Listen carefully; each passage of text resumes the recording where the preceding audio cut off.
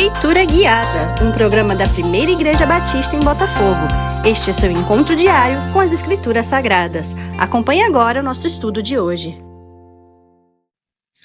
Amados irmãos, em Cristo Jesus, dando prosseguimento aí à nossa leitura do livro de Deuteronômio, agora capítulo de número 7.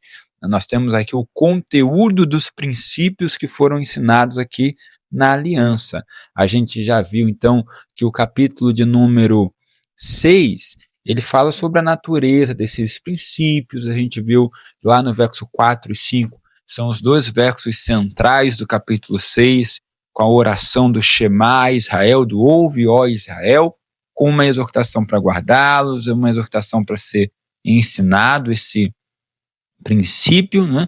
E agora nós chegamos no capítulo 7, que é o conteúdo dos princípios, que consiste, né, na destruição dos ídolos das outras nações, das nações que se apossam da terra de Canaã, bem como da reafirmação da eleição de Israel. Então esse capítulo 7 está dividido aqui em duas partes.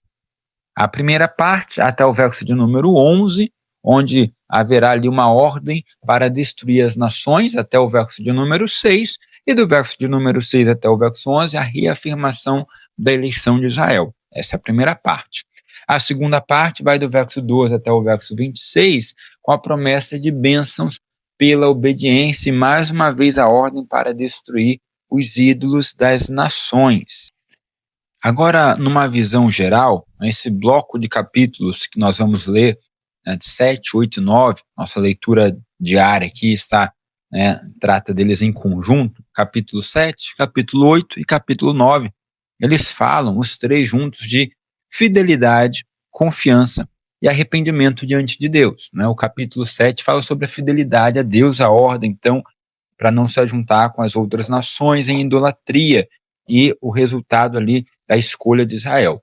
O capítulo 8 vai falar sobre a importância de se ter em mente os benefícios, a bondade de Deus. Então fala da confiança, como Deus prova e sustenta o seu povo e que isso não poderia jamais ser esquecido. E o capítulo 9 vai falar sobre arrependimento e humildade. Moisés vai lembrar o povo das vezes em que esse povo caiu e pecou e sempre convidá-los ao arrependimento. Então vamos ao capítulo 7, do verso 1 até o verso de número 5, nós temos a promessa de conquistar a terra e destruir seus habitantes. Veja ali no verso de número 1. Quando o Senhor teu Deus te introduzir na terra a qual passas a possuir, e tiver lançado muitas nações de diante de ti, os heteus, os girgazeus, os amorreus, os cananeus, os ferezeus, os heveus e os jebuseus, 7 nações mais numerosas e mais poderosas do que tu. Portanto, aí uma lista de 7 nações que habitavam em Canaã. 7 é o número da totalidade, então pode ser que essas 7 nações sejam apenas um resumo dos povos que habitam em Canaã e que seriam então destruídos. Importante ter em mente que a Bíblia, lá em Deuteronômio, capítulo 28, verso de número 7, diz que uma das maldições para o povo que não obedecesse é que eles fugiriam por 7 caminhos, ou, em caso de vitória, o povo venceria os habitantes de Canaã e eles fugiriam por 7 caminhos. Esses 7 caminhos, na verdade, são as 7 nações aqui que habitam em Canaã. Então, se o povo obedecesse, ele destruiria as 7 nações e elas fugiriam cada uma por seu caminho. Mas se o povo não obedecesse a Deus, eles então seriam destruídos e eles fugiriam por 7 caminhos dos caminhos dessas nações aí de Canaã. Então é bom ter isso em mente, porque essa ideia de fugir por 7 caminhos virou até música, no meio evangélico a gente canta isso, às vezes sem entender direito o significado dessa expressão. O verso 2 e 3, então, vem a orientação para não se juntar com elas. Veja, o Senhor teu Deus as tiver dado diante de ti para as ferir, totalmente as destruirás. Não farás com elas aliança, nem terás piedade delas. Não se pode ter piedade porque elas estavam sendo julgadas por Deus, nem contrairás matrimônio, verso 3, com os filhos dessas nações. Não darás tuas filhas a seus filhos, nem tomarás suas filhas para teus filhos, pois elas fariam desviar teus filhos de mim, para que servissem a outros deuses, e a ira do Senhor se acenderia contra vocês, e depressa seriam destruídos. Então, é a proibição aí, daquele famoso julgo desigual, de não manter relações matrimoniais, familiares, com as outras nações, porque tem uma justificativa. Não é uma questão de proteção social, de xenofobia, nada disso. É uma questão de proteção religiosa, de preservação da doutrina, da fé cristã. Então, esse povo não poderia, o povo de Israel não poderia se relacionar com outros povos para que esses povos não os induzissem à idolatria, ao serviço aos seus deuses. Portanto, reafirma que o caráter de eleição de Israel é um povo diferente, é um povo santo, é um povo separado. E essa separação deveria ser vista, inclusive, nas relações que eles mantinham com os outros. Do verso de número 6 até o verso de número 11, vem então a confirmação da aliança. Veja, porque tu és o povo santo ao Senhor teu Deus, o Senhor teu Deus te escolheu, para que lhe fosses o seu povo próprio, de todos os povos que há sobre a terra. Não vos teve o Senhor afeição, nem vos escolheu porque fosseis mais numerosos do que qualquer povo, pois eres o menor de todos os povos, mas porque o Senhor vos amava, e para guardar o juramento que fizera a vossos pais, o Senhor vos tirou com mão poderosa e vos resgatou da casa da servidão, do poder de Faraó, rei do Egito. Saberás, pois, que o Senhor teu Deus é Deus, o Deus fiel, que guarda aliança e misericórdia até 1000 gerações. Então, perceba, o fundamento para que Israel se separasse dos povos é a eleição de Deus, é o amor de Deus. Essa eleição que foi feita de forma incondicional. Deus não escolheu Israel porque Israel era um povo forte, numeroso. Ao contrário, Deus escolheu o menor, Deus escolheu o mais fraco, Deus escolheu o escravo, aquele que ainda era servo lá no Egito, para ser uma nação numerosa. Então, o amor e a escolha de Deus, a eleição de Deus, o seu amor para conosco, nos obriga a uma devoção e a uma responsabilidade, a um dever para com Ele, de manter uma vida em santidade, em separação dos demais povos. Ou seja, vivemos em santidade porque Deus nos ama. Buscamos santidade porque Deus nos ama. Amém? Então, do verso 12 até o verso 26, traz as bênçãos decorrência da obediência. Aí, interessante é o verso 13, que diz: Ele te amará e te abençoará e te fará multiplicar, também abençoará os teus filhos e o fruto da tua terra, e o teu cereal, e o teu vinho, e o teu azeite, e as crias das tuas vacas e das tuas ovelhas, na terra que sob juramento a teus pais prometeu te dar. Bendito serás mais do que todos os povos, não haverá entre ti nem homem, nem mulher estéril, nem entre os teus animais. E o verso 15, o Senhor afastará de ti toda enfermidade. Então perceba que uma das bênçãos da santidade, da obediência, é o amor de Deus. Deus já ama esse povo, e porque Deus ama, esse povo precisa ser santo. E eles estando em santidade, vivendo em santidade, a bênção para esse povo é o amor de Deus, que já existe, mas é a manutenção, é o aproveitar, é o desfrutar deste amor. Uma vez que esse povo é amado, ele precisa viver em obediência e santidade para desfrutar desse amor. Porque se o povo não vive em santidade, ele ainda continua sendo amado, mas ele não conseguiria desfrutar desse amor de Deus. Então, qual é o objetivo de Deus aqui? É que o seu povo esteja apto, esteja pronto, a desfrutar do seu amor. Não só entender que Deus o ama, mas saber aproveitar, saber viver, saber experimentar o amor de Deus nas nossas vidas. E isso é feito através da obediência e da santidade. A santidade é a forma que o cristão tem de viver e experimentar o amor de Deus na sua vida.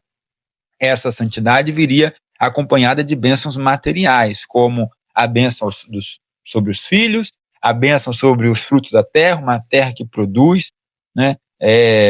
A bênção em relação à saúde física, a ausência de enfermidades, e a bênção na fertilidade. Bênçãos essas, perceba que estão ligadas às divindades dos cananeus. Os cananeus tinham lá na figura de Baal o deus da fertilidade, o deus da agricultura, o deus da produtividade, né? Então, para os cananeus, Baal dava tudo isso. E aqui Deus está dando bênçãos para eles no sentido de que eles não precisavam confiar em Baal, nem adorar a Baal, eles não sairiam perdendo por isso, porque Deus seria o seu sustento, Deus seria a sua provisão e concederia a eles todas essas bênçãos, bênçãos as quais os cananeus esperam da divindade deles, mas que aqui eles receberiam da mão de Deus. Por sua vez, o capítulo 8 continua essa ideia, trazendo a ideia de que o Senhor é a fonte da bênção. Então ele vai continuar um pensamento que já estava ali no capítulo 7, do verso 2 ao 26. Então, veja o que diz o verso de número 2. Recordarás de todo o caminho pelo qual o Senhor teu Deus te guiou no deserto estes 40 anos para te humilhar, para te provar, para saber o que estava no teu coração, se guardarias ou não os seus mandamentos. Ele te humilhou e te deixou ter fome, e te sustentou com o maná que tu não conhecias, nem teus pais o conheciam, para te dar a entender que não só de pão viverá o homem, mas de tudo que procede da boca do Senhor viverá o homem.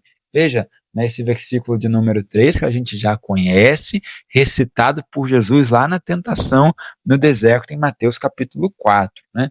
Então, continua aqui o texto, né, Deuteronômio 8:4. Nunca envelheceu a tua veste sobre ti, nem se inchou o teu pé nestes 40 anos. Sabe, pois, no teu coração, que como um homem disciplina seu filho, assim te disciplina o Senhor teu Deus. Guarda os mandamentos do Senhor teu Deus para andares nos seus caminhos e o temeres. Então, perceba, irmãos, Deus aqui trazendo à memória do povo a forma como ele sustentou, como ele guiou, como ele cuidou do povo, como Deus cuida. Deus cuidou de um povo durante 40 anos no deserto. 601 mil homens, o equivalente a quase 2.400.000 pessoas, contando crianças, mulheres e idosos. Deus cuidou de todo esse povo no deserto. Deus continua cuidando de você, sabe? Não se inquiete com coisa alguma, porque veja o que diz o texto: não só de pão viverá o homem. É uma mensagem de fé, sabendo que nós vivemos das palavras de Deus, nós vivemos da sua palavra, nós vivemos da fidelidade a Ele. Esse texto ele está ligado ao capítulo 7, ou seja, as bênçãos que os cananeus esperavam das suas divindades, Israel espera de Deus e será sustentado por esse Deus, pela palavra da sua boca. Então, quando você vê aí pessoas aparentemente em situação de vantagem, pessoas não cristãs, né, ateus e de outras religiões em situação de vantagem, e você talvez pensar no seu coração em duvidar ou pensar que a fé ela pode trazer alguma desvantagem, creia que nós vivemos da palavra que sai da boca de Deus e nós somos sustentados pela sua palavra. Nada nos falta, nem a roupa do corpo envelheceu no deserto. O Senhor sustentou o povo de Israel em meio ao deserto. E aí lá no verso de número 17, veja, tem uma advertência. Não digas, pois, no teu coração, a minha força e o poder do meu braço me adquiriram estas riquezas. Antes te lembrarás do Senhor teu Deus, porque é Ele o que te dá força para adquirires riquezas, para confirmar a sua aliança, que sob juramento prometeu a teus pais, como hoje se vê. Então veja, né, a advertência para que a gente entenda que nada vem de nós, nada é nosso, é tudo de Deus. Aí aqui a gente pode se recordar lá do Salmo 116, verso de número 12, em que o salmista, agradecendo a Deus, se questiona assim: que darei ao Senhor por todos os benefícios que me tem feito? Tomarei o cálice da salvação e invocarei o nome do Senhor. Veja, que darei eu ao Senhor pelos benefícios que me tem feito? É o que traz aqui à memória o texto de Deuteronômio 8. Nós precisamos entender que tudo que temos, tudo que vivemos, tudo que recebemos, vem de Deus. Deus é a fonte da nossa prosperidade, Deus é a fonte do nosso sucesso, Deus é a fonte das nossas bênçãos, e nós jamais podemos nos acomodar e esquecer deles e trazer isso, reverter isso numa autoconfiança, ou numa egolatria, na ideia de que nós conseguimos. Não, nós não conseguimos nada, Deus nos deu tudo. Chegamos então ao capítulo de número 9, onde ele inicia chamando o povo à humildade. Veja, no verso de número 4, né? No verso 4 ele diz assim: quando o Senhor teu Deus os tiver lançado de diante de ti, aqui ele está falando dos anaquins, lá no verso de número 1 e 2, os gigantes anaquins, né? Então voltando ao verso de número 4, não digas no teu coração: por causa da minha justiça é que o Senhor me trouxe a esta terra para possuir, porque pela maldade destas gerações é que o Senhor as lança de diante de ti.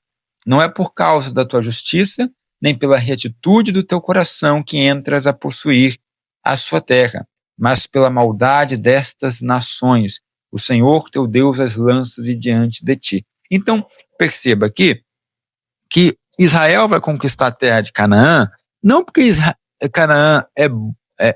não porque Israel é bom, é uma nação justa. Ao contrário, eles são uma nação pecadora. Acontece que o povo cananeu é muito mais pecador. O povo cananeu, durante muito tempo, recebeu ali a graça, a misericórdia de Deus, mas já encheu ali a medida dos seus pecados, da sua iniquidade. Então, torna-se um tempo de julgamento para eles, e Israel se torna um instrumento de julgamento de Deus para esse povo de Canaã, assim como futuramente a Síria e Babilônia serão instrumentos de julgamento de Deus sobre Israel, né, por conta dos pecados de Israel. Bom, do verso 6 até o final do capítulo 9, até o verso de número 29, o autor, né, Moisés, vai lembrar alguns pecados. Ou seja, ele está argumentando de que o povo de Israel não está entrando na terra porque são justos, ao contrário, eles são pecadores, eles deveriam ter sempre isso em vista. Nós somos pecadores e herdamos as bênçãos de Deus por graça de Deus e não por mérito próprio. Com isso, Moisés, para reforçar seu argumento, vai lembrar a eles uma série de pecados que eles cometeram. Lá no verso 6, veja, ele já começa dizendo no final do verso 6 que esse povo é um povo de dura cerviz, ou seja, é um povo obstinado, é um povo duro. Ele, desde o verso 8, então, vai lembrar do que aconteceu no Sinai, que ele estava no Monte Sinai, ele subiu lá no Monte Sinai, ele recebeu as tábuas da aliança da mão do Senhor. Verso 10 diz que essas tábuas foram escritas com o próprio dedo de Deus, nelas estavam todas as palavras segundo o Senhor havia falado, porém, lá no verso 12, o próprio Deus avisa Moisés para descer do monte, porque o povo já havia se corrompido e fizeram então uma imagem, um bezerro, um touro, né, de ouro, e adoraram a essa imagem. Esse pecado está descrito lá em Êxodo, capítulo de número 32, o episódio do novilho de ouro, do bezerro de ouro, né? Então, Moisés quebra as tábuas da aliança e lá no verso 18 ele sobe e fica mais 40 dias e 40 noites no monte, ou seja, Moisés passou 80 dias e 80 noites no monte, e mais à frente ele, de novo, esteve mais outros 40 dias e 40 noites lá no verso de número 25.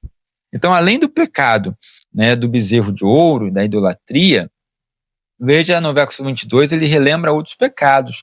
Pecado em Taberá, quando o povo pediu codornices, reclamou que não tinha carne, pecado em Massá, quando o povo reclamou da falta de água, em Kibrot Atavá também o povo pedindo carne, né? Ou seja, ele conclui lá no verso 24, dizendo: rebeldes fostes contra o Senhor desde o dia em que vos conheci. Ou seja, não houve momento em que o povo foi fiel a Deus. A característica do povo era ser rebelde.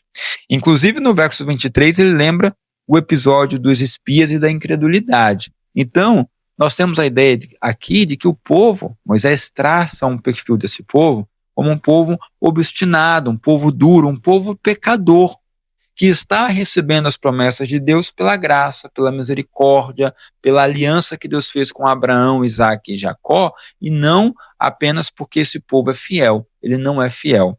Esse é um retrato da nossa vida. Isso é uma mensagem evangelística. Esse é um proto-evangelho, o início de um evangelho, né? Que nos diz que, mesmo sendo assim, pecadores, Deus nos ama e Deus nos conduz às suas promessas. E nosso dever é amar, guardar e obedecer os mandamentos de Deus. Então, que você passe, querido, a amar a Deus, obedecendo os seus mandamentos e sempre lembrando do Senhor, tanto na escassez quanto na prosperidade. Que Deus abençoe a sua vida.